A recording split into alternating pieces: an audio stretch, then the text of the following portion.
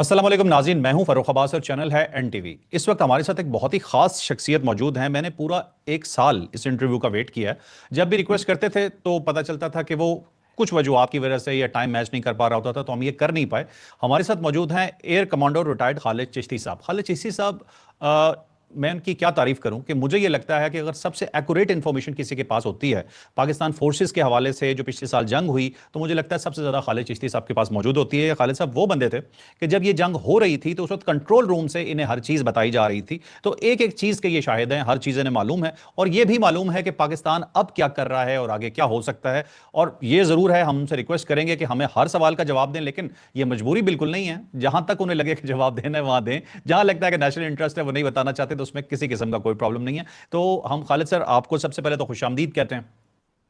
बहुत शुक्रिया फारूक साहब, और आपकी मोहब्बत का भी और आपकी पेशेंस का भी। जो आपने एक साल कहा कि इत्तेफाक से मैं लाहौर में हूँ, आप इस्लामाबाद में हैं, तो हमारी एक ज्योग्राफिकल डिस्टेंस भी हो गया। फिर जी हमारी जी जी। कनेक्टिविटी समहाउ नहीं बन सकी, तो उसके लिए मैं माजरत चाहता हूँ, लेकिन इट्स नहीं ऑलवेज नहीं नहीं, गुड टू कोई बात बी नहीं। Back and connecting with you. Thank you. बिल्कुल ठीक है। अच्छा, मैं यहां से स्टार्ट करता हूं। आप डॉक्यूमेंट्रीज बनाते हैं, डॉक्यूमेंट्री रियलिटी बेस्ड होती हैं। जब ये पाक भारत जंग हुई 25 मई को, तो उससे पहले भी कुछ अर्सा पहले आपने जो जेट एंड सीज थे, इसके मुतालिक भी मुझे मैंने देखा था कि आप बता रहे हैं कि कंप्लीट आपने एक डॉक्यूमेंट्री बनाई थी वहां पे और इन पायलट्स के साथ आपने टाइम भी गुजारा था।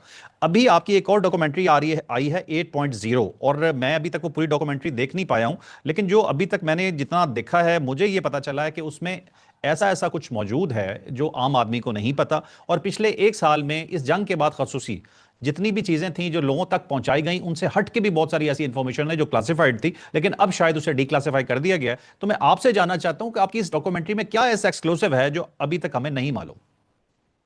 जी, वंस अगेन बहुत शुक्रिया फारूक साहब, आपने ये मुझे इनवाइट किया। देखिए, ये जो अल्हम्दुलिल्लाह मैं as a cause, national cause ही कर रहा हूँ। मैं पाकिस्तान एयरफोर्स में ऑलमोस्ट 34-35 साल सर्व किया, मेरे लिए बड़ा ऑनर है। और मैं आज से नहीं कर रहा, 2019 से मैं एक डॉक्यूमेंट्रीज बना रहा हूँ अपने शौक में। वेटरन्स की बनाता हूँ। जंग तो उस वक्त दूर दराज नहीं थी।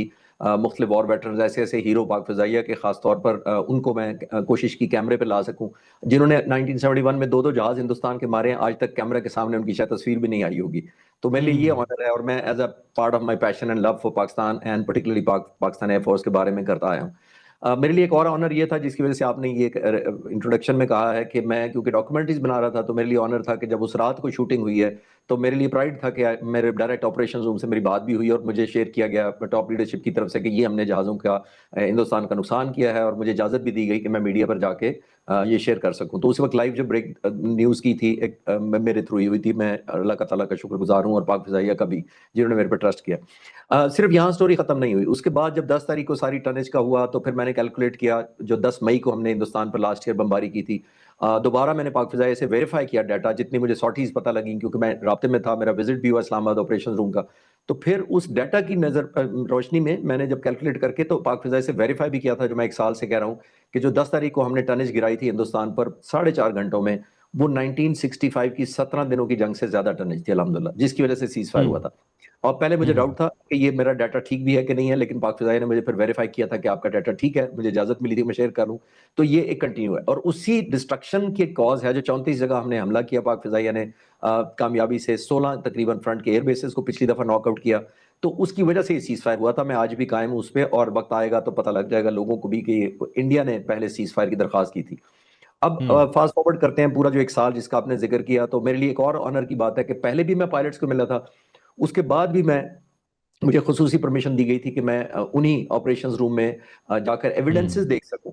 और being a former fighter pilot, मेरे लिए थोड़ी आसानी भी हुई बातें समझना, उनकी जो वीडियो फुटेज थी उनको रिलेट करना, रेडार पिक्चर, इलेक्ट्रॉनिक की जो पिक्चर्स थी उनको रिलेट करके जब मैंने देखा, तो पाक फिजाइया का भी ये मानना था, और जाहिर है मुझे भी नजर आया सबूत, कि हमने 8 जहाज तबाह किए हैं, बल्कि 6 नहीं थे। हम्म। तो मैं पूरा एक सही। साल बड़ी हम्बली सबमिट करता रहा पाक फिजाइया से कि आपको इसको रिविजिट फिगर को करना चाहिए। दैट मीन्स अगर 80 है, तो आप 80 कहें, आपने तो 60 पे छोड़ दिया हुआ है। तो मुझे कहा गया टॉप लीडरशिप की तरफ से कि नहीं सर, हम मूव ऑन कर चुके हैं। हम जिसको कहते हैं ना, जिसको सबूत वर्सेस सबूत, या फैक्ट वर्सेस वर्सेस फुटेज का कोई मुकाबले में या रेस में पढ़ना नहीं चाहते। लेकिन मेरी हम्बल हम्म। दरखास्त ये थी, और मेरा पॉइंट ऑफ व्यू ये था, कि हमें 60 को इसलिए विजिट करना चाहिए कि ये आने वाली नस्लों का कर्ज है। ये उन हम्म। पाक फिजाइया के फाइटर पायलट्स हैं, टेक्नीशियंस हैं, एयरमैन है, डिफेंस कंट्रोलर है, उनको पता होना चाहिए कि ये 60 नहीं 80 था। तो मेरे लिए एक और सही। एजाज उस वक्त हुआ जब मैंने 6 मई, इस एक एग्जैक्ट एक साल बाद जब वीडियो अपलोड की, पूरे एक साल की रिसर्च के बाद जो मैं अपने चैनल खालिद चिश्ती पर ही अपलोड की थी, ऑलमोस्ट 80 मिनट्स की है, वो मैंने सारा डाटा अल्हम्दुलिल्लाह जो मुझे इजाजत दी, जितने की दी गई थी, मैंने उसको कंपाइल किया और मैंने उसमें ये लिखा था दी 80 रियलिटी, जिस वीडियो को आप कह रहे हैं, तो उसका नाम ही 80 रियलिटी था। और मेरे लिए और ज्यादा खुशी भी हुई और इत्मीनान भी हुआ, मुझे प्राउड फील हुआ कि राइट नेक्स्ट डे 7 मई को एयर वाइस मार्शल तारिक गाजी ने आकर ये कहा कि अब पीएफ नाउ स्टैंड्स 80। तो एक मेरी बात वैलिडेट हुई, वही जो एक साल से मेरी हम्बल दरखास्त थी, और मेरे जैसे एक अदना बंदे की एक कंट्रीब्यूशन कंफर्म हुई क्रेडिबिलिटी पॉइंट ऑफ व्यू से, कि अगर मेरे जैसे 100 लोग भी आप एग्री करेंगे फारूक साहब के वीडियो बना लें, वो क्रेडिबल नहीं हो सकती जब तक पाक फिजाइया खुद उसको एंडोर्स ना करे। तो इट वाज जी बिल्कुल। ऑलमोस्ट लेस देन 24 आवर्स जब पाक फिजाइया ने मेरी उस हम्बल कंट्रीब्यूशन को एंडोर्स किया, एक एलिमेंट ऑफ प्राइड था। तो उसमें मैंने बहुत सारी चीजें कही हैं कि हमने कैसे लेडर ऑफ एस्केलेशन को कंट्रोल किया, किस तरह हमने इंडिया को ए डोमिनेंस पे मजबूर किया जो पाक फिजाइया के हक में थी, किस तरह हमने लेडर ऑफ एस्केलेशन को तहम्मुल और लीडरशिप ने कर्टेल किया कि दुनिया ऑल आउट जंग की तरफ हमें ना जाते हुए देखे। तो ये बहुत सारी बातें उसके अंदर हैं। आने वाले सवालों में जो मैं कोशिश करूंगा अगर फर्दर एक्सप्लेनेशन आपको चाहिए हो। बिल्कुल ठीक है। मुझे एक चीज थोड़ा सी बताइएगा कि हमने इंडिया का जो है हमने कहा कि 80 हमने फाइट किया। अब इसके अंदर 34 आपने जगह बताई है, जगह ऐसी हैं कि जहां पाकिस्तान ने हमला किया और 16 जो है एयर बेसेस हिट हुए। इंडिया नहीं मानता, वो कहते हैं जी कि इमेज दिखाओ तो हम मानेंगे। ये क्या इशू है? पाकिस्तान उन्हें शर्मिंदा नहीं करना चाह रहा, हम कभी इस पॉलिसी में ज्यादा एग्रेसिव नहीं हुए, क्या आपको वजह नजर आती है? इसका जवाब मैंने उसमें दिया जी, उस वीडियो में दिया है, और मैंने यही कहा हम्म है कि जब मैंने पीएफ से रिक्वेस्ट की कि आप इमेज या फुटेज रिलीज नहीं कर रहे, अगर मैं देख सकता हूं और अब ये क्लासिफाइड अगर नहीं है तो ओपन कर देना चाहिए। तो पाक फिजाई ने मुझे यही कहा था कि ये एज पर द पॉलिसी हम इसको नहीं कर रहे। और पाक फिजाइया वैसे भी बड़ी ग्रेसफुल मूव करना चाहती है। आप जरा विजुलाइज करें कि उस रात का भी मैं जिक्र करना चाहूंगा कि जब ग्रेसफुल किसको मैं कह रहा हूँ। उस रात को जब मुझे लीडरशिप से पता लगा कि हमने 6 जहाज तबाह किए हैं, तो मुझे क्लियरेंस दी गई 5 जहाज आप मीडिया को बता दें। तो हम्म मैंने उनसे कहा कि अभी तो आपने 6 कहे हैं, लेकिन 5 क्यों कह रहे हैं मुझे, कि एक क्यों माइनस कर रहे हैं। उन्होंने कहा हमारा हम्म क्राइटेरिया बड़ा सख्त है जब हम क्लेम करेंगे।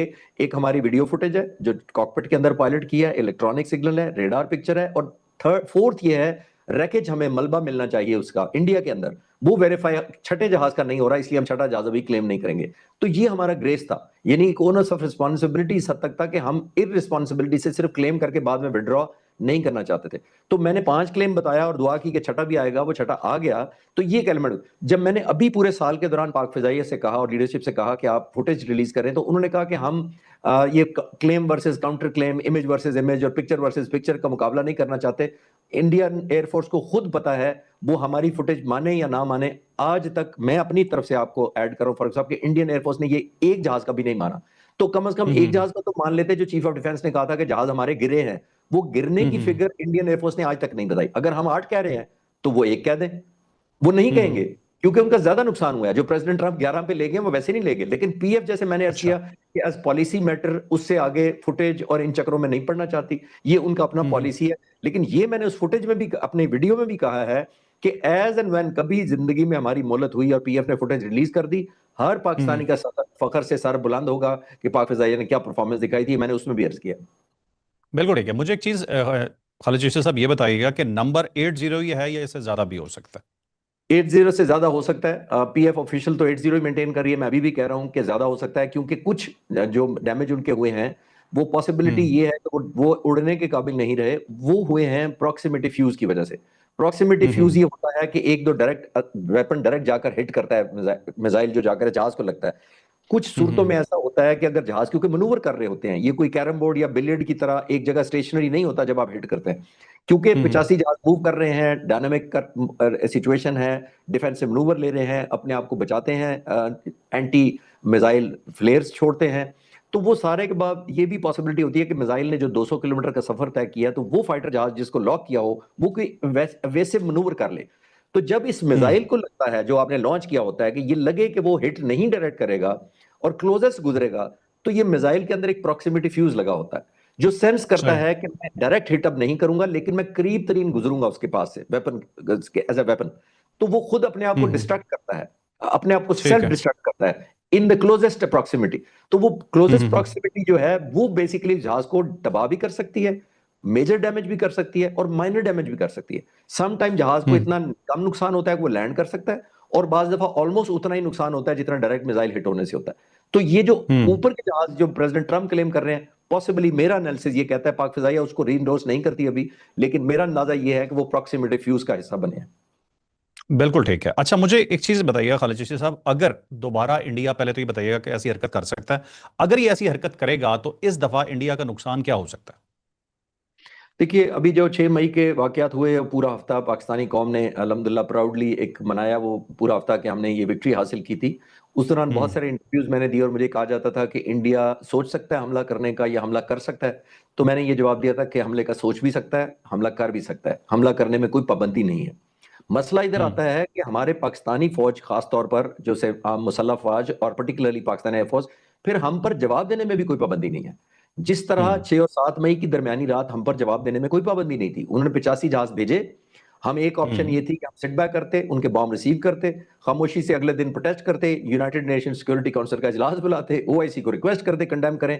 हमने जवाब उनका डिपेंडेंट एक्सटर्नल दुनिया पर नहीं किया था, हमने उसी रात हम्म। जवाब पेश किया था और एक न्यू नॉर्मल बनाने से इंडिया को रोका था। तो अभी सही। अगर किसी पूरी वो कोशिश करते भी हैं, तो उनको पहले से देखिए, हमला करना फारूक साहब और होता है, जंग शुरू करना और होता है, जंग क्लोज भी करनी होती है। हम्म। क्लोज करनी होती है उसने जिसने ऑफेंस लॉन्च किया होता है अपनी फेवरेबल टर्म्स पर। प्रेसिडेंट ट्रंप ने ईरान हम्म। पर जंग मुसल्लत की। अब प्रेसिडेंट ट्रंप ने अपनी कौम को बताना है कि मैंने जंग मुसल्लत की थी, उसका मेरे लिए टेक होम क्या है, वॉर ट्रॉफी क्या है। इंडिया का जो 6 और 7 तारीख को हमारे पे हमला था, आज भी उनकी अपोजिशन पूछ रही है कि वो वॉर ट्रॉफी कहाँ है, आपने जंग शुरू क्यों हम्म। की, और अगर की थी तो मेजरेबल टर्म में क्या सबक सिखाया आपने पाकिस्तान को। तो दोबारा हमला करना मैं उसको रूल आउट नहीं करता, लेकिन मिलिटरीली उन्होंने कोई ऐसी कैपेसिटी ऐड नहीं की जो उनको उस परफॉर्मेंस से बेहतर परफॉर्मेंस दे सके जो उनकी परफॉर्मेंस 6 और 7 को थी और 10 तक थी। मेरा नहीं ख्याल इससे ज्यादा एम्बेरसमेंट होगी, क्योंकि पाक फिजाइया has come a long way. जो उन्होंने हमने डिस्टेंस सही। कवर किया, अल्हम्दुलिल्लाह हमारे चैलेंजेस थे वो हमने प्लग भी किए हैं, बल्कि उससे ज्यादा प्रोहिबिटिव कॉस्ट इंपोज करने की पोजीशन में ओवरऑल मुसल्लह अफवाज भी हैं। लेकिन पाक फिजाइया का पर्टिकुलरली मैं कह सकता हूं in the light of my recent visit to these setups. ठीक है, चले, मैं एक सवाल आपसे, जरा हाइपोथेटिकल सा क्वेश्चन है कि अगर इसी तरह से दोबारा कोई एयरफोर्स अटैक होता है इंडिया की जानिब से, तो हम मैक्सिमम उनके कितने जहाज गिरा सकते हैं पहले ही हमले में? देखिए, ये बड़ी क्योंकि फर्जी सवाल है, मैं पिछली हम्म। जो एस्केलेशन हुई है, जो कॉन्फ्लिक्ट हुआ है, उसकी रोशनी में बता सकता हूँ। देखिए, जब हमने 8 जहाज उनके मारे थे और फिर वो पैनिक मच गया और 85 जहाज वापस जाना शुरू हुए, उस वक्त पाक फिजाइया के सरबराह ने उनको चेस करके कहा था कि कोई पहला कि कोई फिजाई हदूद हमारी क्रॉस ना करे पाकिस्तान की। और दूसरा, हम्म। जब उन्होंने अपने स्टैंड ऑफ वेपन्स फायर कर दिए अपने अंदर रहते हुए मुल्क के, तो पाक फिजाइया के सरबराह की तरफ से ये पहले से इंस्ट्रक्शन थी कि एक ही ऑफेंस काउंट होगा, चाहे वो अपने बॉर्डर के अंदर से मारे या पाकिस्तान की फजाई हदूद की खिलाफ वर्जी करके अंदर आए। तो चाहे वो वेपन फायर करें या जहाज अंदर आ जाए, हमारा रिस्पॉन्स वही होगा। दैट मीन सिमिलर रूथलेस हमारा जवाब होगा। तो जब उन्होंने वेपन मारे, तो पाक फजाइया ने उस डिफेंसिव मिशन को, जो जाहिर है डिफेंड करने के लिए पाकिस्तान की स्पेस को भेजा गया था, उसको ऑफेंस का ऑर्डर दिया।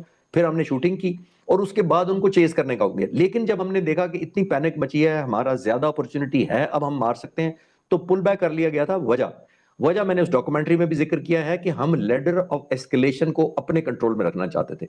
ये हम्म। जिम्मेदारी, देखिए, जब आप पोस्चरिंग ऐसी करते हैं कि आपको एडवांटेज होता है, फिर आपने सोचना होता है कि आप दुश्मन को इस हद तक धकेल सकते हैं या धकेलने की पोजीशन में हैं कि कल को अगर खुदा ना खास्ता वो हम पर वॉर मुसल्लत करे, तो उसकी जिम्मेदारी हमारे ऊपर ही ना आए कि हमने इतनी ब्लीडिंग कराई दुश्मन को कि वो हम पर हमलावर हो गया। तो पाक फिजाइया ने ये मेक श्योर किया कि लेडर ऑफ एस्केलेशन को भी अपने पास रखें कंट्रोल पर, इस हद तक नॉ हम्म। कॉस्ट इंडिया को देनी पड़े कि वो कंपेल हो जाए या उन पर इतना प्रेशर हो जाए।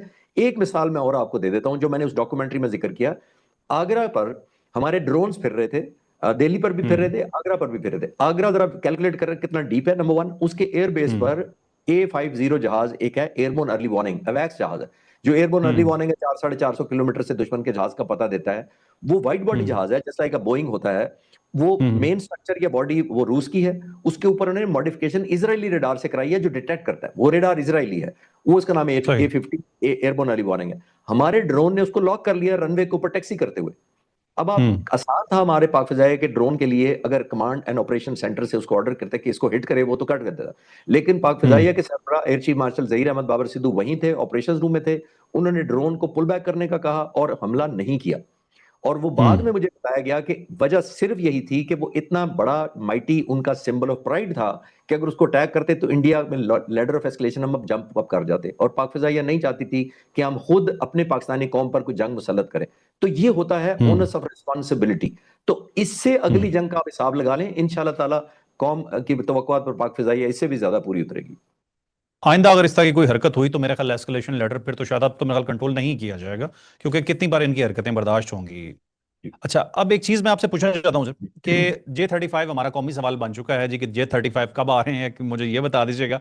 और दूसरा थोड़ा मुझे ये बताइएगा, क्या पाकिस्तान जैसे मिसाइल टेक्नोलॉजी के अंदर हमने देखा कि फतेह सीरीज के जो मिसाइल हैं उस पर भी थोड़ी डिटेल अगर आप बताना चाहें तो, कि कौन कौन से मिसाइल हमने बना लिए हैं, वो जो मिसाइल हमने बनाए हैं वो क्या हमने इंडियन कैपेबिलिटी से ज़्यादा अपनी कैपेबिलिटी बढ़ा ली है या अभी तक हमारी बराबर ही है। इंडिया अपने ब्रह्मस मिसाइल के ऊपर बड़ा उन्हें नाज है, आज भी वो सोशल मीडिया पे जाएं तो वो सिर्फ एक ही नाम है उनके पास बेचने के लिए, वो यही इसी पे बात करते हैं। तो आपको इन तमाम चीज़ों में पिछले एक साल में पाकिस्तान की क्या क्या एडवांसमेंट्स जो है ना वो नजर आती हैं मिसाइल टेक्नोलॉजी में, प्लस जैसे एयरफोर्स तो माशाल्लाह पहले ही हमारी स्ट्रांग है, और अभी जो हम मजीद स्ट्रेंथन करने जा रहे हैं J-35 के हवाले से, वो कब तक हो जाएगी?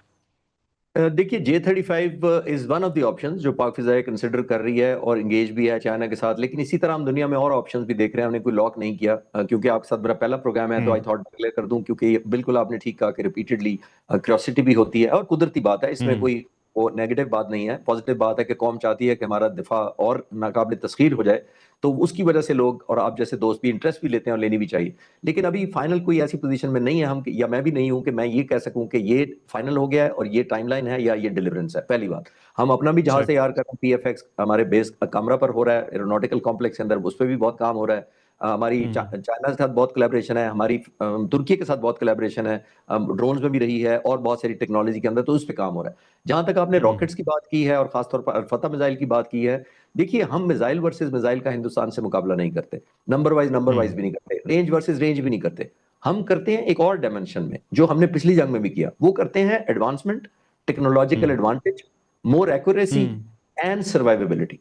ये चीजों हम्म। पे हम ज्यादा फोकस करते हैं। हम ये नहीं कहते कि अगर इंडिया के पास 1,000 मिसाइल है तो हमने 1200 बनाने हैं, हम इस पे नहीं करते। हम ये कहते हैं कि उनके पास 1,000 हो, हमारे पास आधे भी हों, लेकिन हमारे लीथल ज्यादा होंगे, हमारे पिन पॉइंट एक्यूरेसी से ज्यादा होंगे और हमारे सर्वाइव ज्यादा करेंगे। क्योंकि देखिए आने वाली हम्म। जंगें फारूक साहब होनी ये है, सिर्फ नंबर से नहीं लड़ी जाएंगी।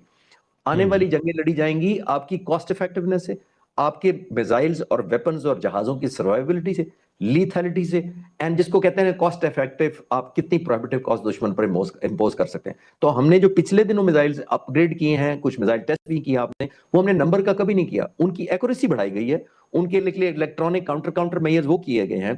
अगर कोई मिसाइल हमारा स्टेशनरी टारगेट के लिए है, उसको अपग्रेड किया गया है कि मूविंग टारगेट को मार सके।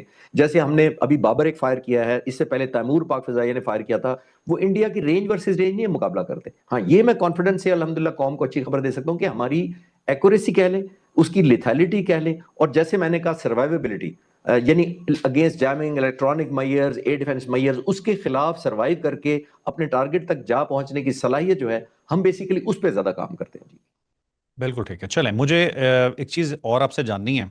एक पाकिस्तानी कौम बहुत एक चीज़ सोचती है, इसराइल को पाकिस्तान पसंद नहीं करता, ना ही हम उन्हें तस्लीम करते हैं, उनकी हरकतें ही ऐसी हैं, बंदा इससे ज़्यादा अब क्या बात कर सकता। मुझे ये बताइएगा कि अगर कभी खुदा न खास्ता इसराइल कोई हरकत करने की कोशिश करे पाकिस्तान के खिलाफ, तो पाकिस्तान का जवाब कितना लीथल हो सकता है, या पाकिस्तान किस किस्म का जवाब दे सकता है? फारूक साहब, इसका भी मैं हिस्ट्री से दे दूं तो ज्यादा क्लियर होगा फ्यूचर करने की बजाय। वो तो जाहिर है कुछ चीजें होती हैं कॉन्फिडेंशियल जो मेरे नॉलेज में भी नहीं होंगी, और पॉलिसी मेकर्स और जो टॉप लीडरशिप है उन्हीं के ज़हन में होंगी, लेकिन मैं अपने तजर्बे की बुनियाद पर और सबका जो अपना तजर्बा उससे मैं बता सकता हूँ। देखिए, as a young fighter pilot जब मेरी पहली पोस्टिंग हुई थी जिस स्क्वाड्रन के अंदर, तो उस स्क्वाड्रन की ड्यूटी लगी थी, हमारा एक कहूटा न्यूक्लियर प्लांट होता था रावलपिंडी के करीब, उसका एरियल डिफेंस करना था हमने। दैट मीन्स उसको हमले हम्म। से बचाना था। बहुत पुरानी बात है, 4 दिहाइयां पुरानी बातें मैं कर रहा हूँ। तो उसको डिफेंड हम्म। करने का मतलब ये था कि ऑब्वियसली हमारा न्यूक्लियर नया नया प्रोग्राम शुरू हुआ था, वन विंडो ऑपरेशन था। कहूटा एक ऐसी छोटी सी हमने सेटअप शुरू किया था जहां से हमने अपने न्यूक्लियर प्रोग्राम में जाना था अभी, या जा रहे थे हम। तो उस प्रोसेस को जो थ्रेट थी सबसे ज्यादा, हमें जब ब्रीफिंग दी गई तो हमें पता था कि 2 मुल्कों से ये अटैक होना है। तो आप बताइए, हम्म। आज आप इतने सालों बाद आप 2 मुल्कों का नाम ले सकते हैं कि किन मुल्कों से हमें, उस वक्त भी हमारा इसराइल से हम्म। थ्रेट था और इंडिया से ही थ्रेट था, या कंबाइंड एफर्ट थी, पॉसिबिलिटी कि दोनों मिलकर आएंगे इस न्यूक्लियर प्लांट पे हमला करने के लिए। और उस वक्त भी हमें जो जाहिर एडवांटेज रहा और इसराइल ने हिम्मत नहीं की थी, उसको प्रोहिबिटिव कॉस्ट पता थी। हमने ये डिक्लेयर किया हुआ था कि अगर हमारे न्यूक्लियर प्लांट पर हमला हुआ तो किसी का भी नहीं बचेगा न्यूक्लियर प्लांट, चाहे हमें किसी तरीके से करना पड़े। उसकी डिटेल्स में इस वक्त नहीं ठीक। जा सकता, लेकिन मैं ये कंफर्म हम्म। कर सकता हूं कि जब भी आप दुश्मन को एक प्रोहिबिटिव कॉस्ट की रियलाइजेशन करवा दें, तो फिर उसको टेक होम सोचना पड़ता है कि आया वाइबल है हम्म। ऑपरेशन, ये इस तरह की स्ट्राइक करने की प्राइस क्या होगी। तो जब आप पता हो किसी को कि आप मेरे नाक से खून निकालेंगे तो मैं दूसरे के सर से खून निकालूंगा, तो फिर आप हमला हम्म। नहीं करते। तो ये उस वक्त भी सही। हमारी डिटेंसी और एक कन्विक्शन थी अल्हम्दुलिल्लाह, और हमें भी बताया गया था कि हमने डिफेंड इन्हीं के खिलाफ करना है। लेकिन अगर ये हमला हुआ तो फिर जाहिर है, जैसे मैंने कहा कि प्रोहिबिटिव कॉस्ट वो भी उससे ज्यादा देंगे, जिसकी वजह से हमने ये कंटिन्यू किया। अल्हम्दुलिल्लाह आज हम एक न्यूक्लियर स्टेट है। बिल्कुल ठीक है। बस मैंने आपसे पहले भी क्वेश्चन पूछा था, दोबारा जरा मैं उसे रिपीट करना चाह रहा हूं क्लैरिटी के लिए। आपने पहले इंडिया के हवाले से बता दिया कोई पाबंदी नहीं है, हमला कर सकता है, ये कौन रोक सकता है, लेकिन जवाब जो होगा वो फिर पाकिस्तान के कंट्रोल में होगा। लेकिन आप एक बेस्ट एनालिसिस, मतलब एनालिस्ट हैं इसके मामले में, और आपका एनालिसिस मैं बहुत मानता हूं। आपको लगता है कि इंडिया ऐसी हरकत करने का दोबारा सोच सकता है? देखिए, दो ही तरीके से होते हैं ना, मैंने जैसे अर्ज किया, हमला करने के लिए दो चीजें होती हैं, एक होती है नीयत और एक एग्जीक्यूशन। यानी आपने नीयत हम्म। की हमला कर दें और हुक्म दे दें कि हमला हो जाए, जो पिछली दफा हुआ था। हम्म। नीयत में हम्म। तो अभी भी कोई पाबंदी नहीं है, प्लान भी कर सकते हैं, लेकिन जैसे मैंने अर्ज किया कि इंडिया ने क्या कैपेबिलिटी डेवलप कर ली है एक साल के अंदर, वो मैं नहीं जानता आज तक। और क्यों कुछ मैं नहीं हम्म। जानने का मतलब है कि मेरे नॉलेज में ऐसी है ही नहीं, और ना उन्होंने कुछ ऐसी मैयरेबल अपनी स्ट्रेंथ हम्म। में या हमारे लिए कोई ऐसी प्रोहिबिटिव कॉस्ट इंपोज करने के लिए कोई मैयर लिया हो, कोई वेपन सिस्टम ऐड किया हो। चले डिफेंस हम्म। में ही हमने कर लिया हो। अभी तक तो वो S-400 जो हमने तबाह किया उनकी रिप्लेनिशमेंट के चक्कर में है। तो मैं ये अर्ज कर ठीक रहा है। हूं कि इंडिया ने पहले ये ऐड करनी है वैल्यू, कि हमने पिछली दफा हम्म। ये एरियाज उनके कमजोर थे, इररिस्पेक्टिव के वो माने या ना माने। लेकिन जो इनसाइड ब्रीफिंग होती है फारूक साहब, जो उनकी इन हाउस होती होगी, उनको पता है हमारी हम्म। क्या कमजोरियां हैं। तो आया उन्होंने एक साल के अंदर कवर कर ली हैं, मेरा एज ए हम्बल एनालिस्ट है कि नहीं की। तो हम्म। उनको उससे ज्यादा प्लग करके ऐसी चीज ऐड करनी पड़ेगी, वेपन्स ऐड करने पड़ेंगे, मिसाइल ऐड करने पड़ेंगे, फाइटर जहाज ऐड करने पड़ेंगे, अपने टैक्टिक्स रिवाइव करने, सबसे बड़ी बात है। मैं पिछले साल हम्म। After the war Canada America गया था, तो वहां एक इंडियन सिख जर्नलिस्ट ओरिजिन के थे तो कैनेडियन, लेकिन उन्होंने मुझसे यही पूछा हम्म। था कि क्या किया इंडियन एयरफोर्स ने, क्या आप कैसे आप समझते हैं कि हमारी इंडिया की एयरफोर्स इतनी कमजोर है। तो मैंने कहा नहीं, हमसे 3 गुना बड़ी है। लेकिन उन्होंने हम्म। गलतियां की हैं, जो उन्होंने गलतियां लास्ट टाइम की थी, जब तक वो नहीं रिकवर करेंगे, आप अल्लाह इंशाल्लाह जितनी मर्जी जंगें शुरू कर लें, अगर वही गलतियां रिपीट करेंगे तो उतना ही नुकसान उठाएंगे। तो उन्होंने गलतियां ठीक की हम्म। हैं, नहीं की हैं, वो तो वही बताएंगे। गलती तब ठीक करते हैं हम्म। फरूख साहब जब आप मान लें, पब्लिकली ना माने, लेकिन इन हाउस आप pilots, engineers, air defence controller तो ब्रीफ करते होंगे ना कि क्या गलतियां की हैं। तो जब तक वो बिल्कुल रिवाइज सही। नहीं करते अपना स्ट्रैटेजी को, अपनी जो एरर्स की हैं, सबसे बड़ी लैक ऑफ कोऑर्डिनेशन थी, लैक ऑफ इंटीग्रेशन थी हम्म। उनके वेपन सिस्टम में। मैं आज भी कहता हूं, मैं ओपनली भी कहता हूं, उनको हेल्प कर रहा हूं, trying to share with them कि आपकी कमजोरियों में weapon system best of the best थे। राफेल, SU-30, मिराज 2000, MiG-29, बहुत अच्छे जहाज हैं। लेकिन आया वो टीम की तरह लड़े? ये देखना होता है कि दुनिया में ये नहीं होता सही। कि आपके नंबर ज्यादा अच्छा है, आपके पास वेपन सिस्टम ज्यादा अच्छा है तो आप जीत जाएंगे। ये वो नहीं होता। हम्म। आपने उनकी स्किल डेवलपमेंट में, इंटीग्रेशन में, वन किल पिक्चर में, और पाक फिजाइया ने जिस तरह मल्टी डोमेन ऑपरेशंस में लड़ाई की, वो इंडिया ने किया, हम्म। पहले नहीं किया था। और अभी मेरा नहीं ख्याल कि वो इस तरह कुछ कर पाए हैं, कोई ऐसी मेजर एक्टिविटी जिसके अंदर वो ओवरकम कर सके उन शॉर्टकमिंग्स को। बिल्कुल ठीक है। लास्ट क्वेश्चन, हमारे पास 2 मिनट रह गए हैं सिर्फ। मुझे आपकी बात से एक चीज़ ये भी याद आ गई कि पाकिस्तान के पास गालिबन 25 स्क्वाड्रन है, और उनका इतना बड़ा मुल्क है इंडिया का, और उनके पास 28-29 स्क्वाड्रन है जो एक्टिव हैं, बाकी या तैयार रिटायर हो चुके हैं या उनके पूरे पूरे स्क्वाड्रन जो है ना वो ग्राउंड हुए हुए हैं। अच्छा, मुझे सर एक चीज़ बता दीजिएगा कि 2 बयानात मैं आपसे जिक्र करता हूँ, हमारे पास कोशिश कीजिएगा कि 30-40 सेकंड में ये आंसर हो जाए। कि भारतीय आर्मी चीफ का बयान आपने देखा, बड़ा ही एग्रेसिव जी, नक्शे से मिटा देंगे बॉलीवुड स्टाइल, जिस तरह की वो बकवास ही कहूंगा जिस तरह की वो करते हैं। और दूसरी साइड पे मुज़ाकरात का बयान एक साबिक आर्मी चीफ का और एक RSS जो उनकी इंतहा पसंद जमात है उसकी तरफ से। आपको भारत की स्ट्रेटेजी क्या लगती है? जंग चाहते हैं या अमन चाहते हैं? मैंने अभी कुछ 4 दिन 5 दिन हो गए शायद, एक वीडियो डाली थी जी उनके जवाब में, आर्मी चीफ के जवाब में, और मैंने उसी का हम्म। यही कहा था, why Pakistan can not be raised. तो वो अल्हम्दुलिल्लाह हम्म। व्यूअर्स ने बड़ी पसंद की, वो उसका जवाब तो उसमें है। लेकिन मैंने उसमें एक बड़ा ही मुख्तसर बात की थी, और मैंने जंग वर्सेस जंग बात नहीं की थी। मैंने कहा आर्मी चीफ साहब, इंडियन को चाहिए कि पहले पिछली परफॉर्मेंस देखें, और फिर ये देखें कि हम्म। आप इतनी बड़ी फौज होकर आपने गुर्बत पाली, एजुकेशन ठीक कर ली, मेडिकल फैसिलिटी ठीक कर ली, 1.7 बिलियन लोगों को क्यों हॉस्टेज बनाते हैं वॉर मॉन्गरिंग पे, शॉर्ट क्लैपिंग करने के लिए ऑडिटोरियम के अंदर। वो बच्चियां बैठी थी जिन्होंने आपके लिए तालियां बजा दी, टिकर चल गए, ब्रेकिंग न्यूज चल गई, 4 पॉडकास्ट हो गए लोगों ने, आप जैसे हो मेरे जैसे लोगों ने कर लिए। तो 1.7 billion which is about 20% of the population of the world क्यों हॉस्टेज बना रहे हैं हम्म। सिर्फ वॉर मांगने? ये बॉलीवुड नहीं है, ये रियल वॉर है। हम्म। इसमें खून बहता है, इसमें जानें जाया होती हैं, इसमें जमीनें जाती हैं, इसमें माइग्रेशन होती है। तो मैंने तो ये मुख्तसर जवाब दिया था उस वक्त। तो आई थिंक ये जो अभी आप RSS के जो लीडर हैं, बहुत प्रोमिनेंट लीडर हैं, बल्कि नंबर 2 हैं शायद, उन्होंने ऑफर किया है, ये गुड हाँ। सेंस है। I think they come to realize Pakistan जितना दुनिया में रेलिवेंट है, उनको अब चाहिए कि अब पाकिस्तान को इरेज या एलिमिनेट करने से ख्वाब से आगे चलें, हमारा लिव एंड लेट लिव वाली बात पे चलें, और जाहिर है एक्सेप्ट कर लें कि पाकिस्तान एक रियल लाइफ अल्हम्दुलिल्लाह एक हकीकत है, जिसको जितना डिले करेंगे वो डिनाइल मोड ही होगा, वो एक डिल्यूजन होगा जो अपने आप को तसल्ली कराते रहेंगे। मेरे ख्याल जितना जल्दी मान लें हमारे लिए भी अच्छा है, और बल्कि इस पूरे खुत्ते के लिए, जहां हम 6-7 मुल्क सार्क के रहते हैं, जो किसी जमाने में सार्क हुआ करता, सबके लिए अच्छा है। सारे हॉस्टेज बने हम्म। हुए हैं इंडिया के इस बुलिंग रवैये की वजह से। सही सही। बहुत शुक्रिया खालिद चिश्ती साहब, आपने हमें टाइम दिया। ये था नाज़रीन आज का व्लॉग, यकीनन आपके लिए इन्फॉर्मेटिव रहा होगा। मेरी कोशिश होगी इसी तरह के डिफरेंट कोई व्लॉग्स जिसमें आपकी इन्फॉर्मेशन में इजाफा हो आपके लिए लाते रहें। लाइक शेयर सब्सक्राइब, इजाजत दीजिए, अल्लाह हाफ़िज़, पाकिस्तान जिंदाबाद।